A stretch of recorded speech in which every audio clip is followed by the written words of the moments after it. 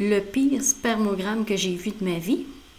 J'ai une patiente qui n'était pas très patiente, qui avait déjà 2 enfants avec son premier conjoint, qui était maintenant avec un nouveau conjoint, et elle voulait un nouveau bébé.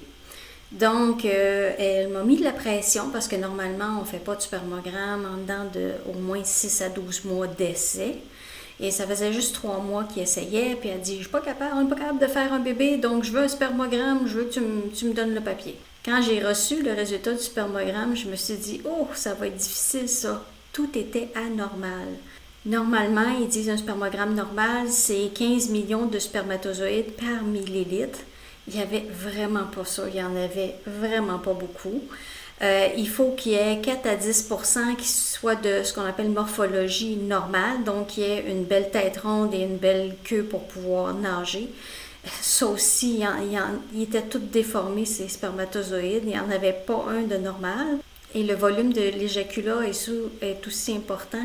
Et vraiment, ça aussi, c'était dans les moyennes très faibles. Je ne savais pas comment lui annoncer ça parce qu'elle était déjà pas patiente.